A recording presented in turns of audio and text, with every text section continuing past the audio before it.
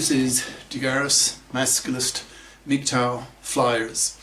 That is 2 3-page essays on the themes of masculism and MGTOW. Written by and read aloud by Prof. Dr. Hugo de Garis. This is flyer number 454, part 2, entitled, How Bitter Will the Ideological Gender Wars Become? Carrying straight on. So imagine now, and this is the main topic of this flyer, that a couple of years from now, as these very powerful masculinist ideas spread, that millions of men, of masculisted men, start becoming very angry and stand up to the monoconscious feminists. How nasty will it get? How bitter will the ideological gender wars become as masculists start spreading their message of hate, talking war talk and the like? I think it will be verbally bloody. Consider the following facts. Feminists have had a monopoly over gender politics for nearly 60 years. In brackets, Betty Friedan wrote her famous book in 1963, who, by the way, I have talked to for about 10 minutes in 1980 at the UN Mid-Decade for Women conference in Copenhagen, and have all her books. She was a genius with an IQ of 180, who saw clearly that feminism was only half the gender political story, and that men also needed their masculism. In brackets, I'm paraphrasing a bit here. To liberate men from being man-slaves to women, working for women for decades of men's lives. It's a pity that so few monoconscious feminists today have the same view as Betty Friedan. Close brackets. 60 years is a long time, longer than the lifetimes of most women. So most women have grown up with feminism all their lives.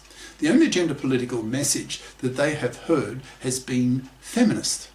They have thus been powerfully brainwashed that gender oppression is a one-way street, that it is men who oppress women.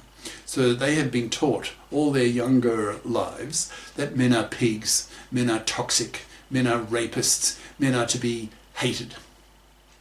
Now imagine a bunch of monoconscious feminists hearing for the first time in their lives some masculist standing up in the audience of a feminist talk, who harangues them with masculist hatred, masculist ideas about how women oppress men far worse than vice versa, that if women don't fip up, eventually they will be killed, since fluffydom is manslavery, manslavery is slavery, and slavery is hated, that slavery is a war issue.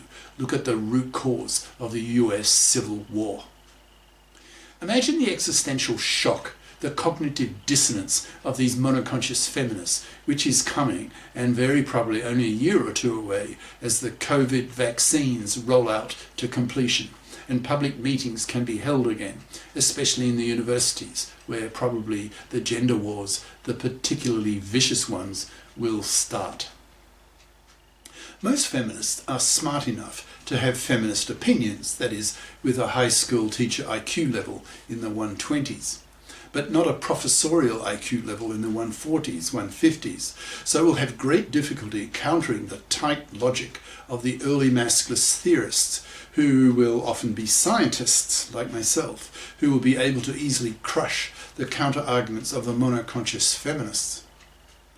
Only a very small proportion of feminists will have high enough intelligence and be open-minded enough to immediately grasp the enormous implications of masculist ideas with their relevance to future gender politics and to the larger evolution of society as a whole. To dumber feminists, however, of high school teacher level intelligence, will very probably suffer cognitive dissonance as they listen to the very powerful arguments of the masculists and feel extremely threatened, since feminism has been a form of religion to them, their guiding light, the core of their belief system all their lives. So to have all that collapsed by masculist hatred, masculist logic, masculist ideas will make them feel extremely hostile and vindictive, and they will express it. The more these not-so-bright feminists hurl back at the venom of the masculists, the more the brighter masculist theorists will escalate their arms war against the monoconscious feminists, yelling at them that they are indirect genociders, since they have made the divorce courts so toxic for men that they are indirectly wiping out whole populations, since 2/3 of young men in many countries are now rejecting marriage and paternity, thus crashing the birth rate. These masculists will hurl insults and hatred at these monoconscious feminazis, saying such things as, quote, "You monoconscious feminists are hypocrites. You behave as feminists in the parliaments, but as fluffy parasites in the divorce courts. Fluffies are manslavers and will be wiped out by masculists. Probably in a few years, most men will have been infected by the masculist virus and will not tolerate your fluffy feminist hypocrisy and will severely punish you, spitting at you for your monoconscious gender political bigotry. They will label you MFBs, that's monoconscious feminazi bigots. We masculists aim to set up a masculist group in every high school and campus so that young masculisted men are in a position to put enormous moral pressure on women to fip up or to rot on the shelf, manless, loveless, sexless, babyless, and spat at for being fluffy manslavers, hated, rejected, pariahed. 80% of you women are fluffy crappers who studied fluffy crap majors at high school and college, so end up with fluffy crap diplomas that the economy doesn't value. So you are rather poor, who screw around a lot in your 20s, then hit the wall in your 30s, suffering baby rabies, but realise with your fluffy crap diploma you can't afford to buy a middle-class house you want to raise your kids in. So look around for some stupid, gullible, manslavable man to work for you, to pay for you, to stay at home and raise your kids in. A decade later, you will be bored with your multi-dozenth penis husband and drag him through the hated, fluffy, feminist, hypocrite controlled divorce court and financially crucify him, ripping his kids away from him. You fluffy feminists are hated by the masculists, so we punish you by having nothing to do with you. We don't even pump and dump you, forcing you to rot on the shelf. This situation has become so bad in Denmark that the Danish government is now begging Danish men to fuck Danish feminists, since most women in Denmark are feminists. Only 1/5 of single Danish men are dating. The other 4/5 live the MGTOW lifestyle, thus crashing the birth rate. So soon, governments will be listening to the masculists and hence will push women to fib up. Fluffies can afford to ignore the pressure from the feminists to study STEM and the professions, but they are terrified of the masculists because the masculists and MGTOWs are forcing women to fib up and stop expecting fluffy style to be able to manslave a man. Thanks to the manosphere, in brackets, that is masculist and MGTOW ideas being spread on the internet, in brackets, the supply of manslavable men is drying up, which terrifies fluffies, since being unable to get her financial claws into some gullible manslave will force her to fib up, which is a prospect that terrifies her, since it will force her to grow up, to take financial responsibility for her own life and stop being a childlike, manslaving, hated, fluffy parasite. I repeat, to have one's masculinist consciousness raised is to see fluffydom as manslavery, in brackets, because women have a career window of half a century. So a woman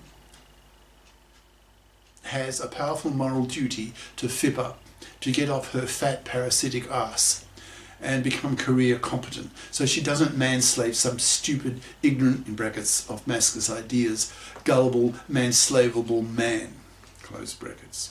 Manslavery is slavery, and slavery is something to be hated, a war issue.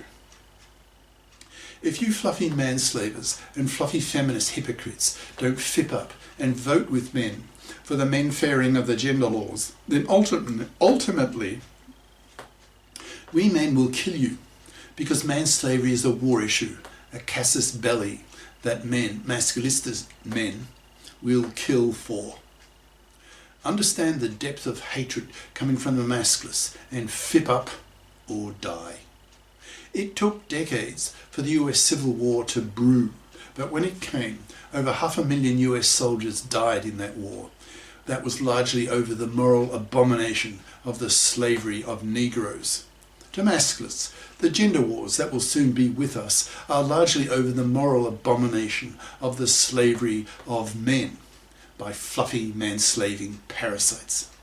I do wonder, what percentage of women will be able to intuitively and emotionally absorb the above masculist message?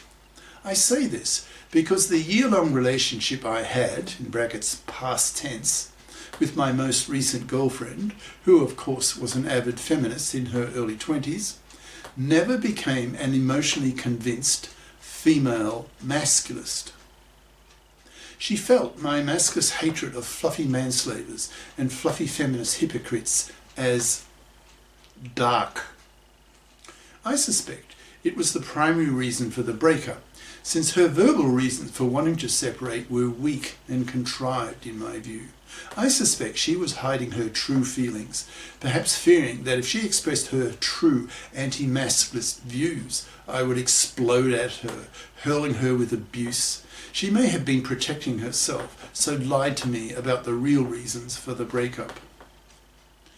Women have always been parasites of men. They were unable to survive in the short term without men hunting for them, ploughing for them, fighting for them. Men's dependence on women for vagina and womb will soon be removed by male engineering genius with the rise of the sex bots and the artificial wombs in a decade or so. When men prefer to sex their bots rather than obese and fat women, in brackets, that is 2/3 of the female population, who are seen to be unfuckable by slim quality men, close brackets, and grow their own kids, then men won't need women for anything. You could say then, in brackets, paraphrasing a well-known feminist slogan, that men need women like a bicycle needs a fish, end quote. Women evolved eons ago to be able to quickly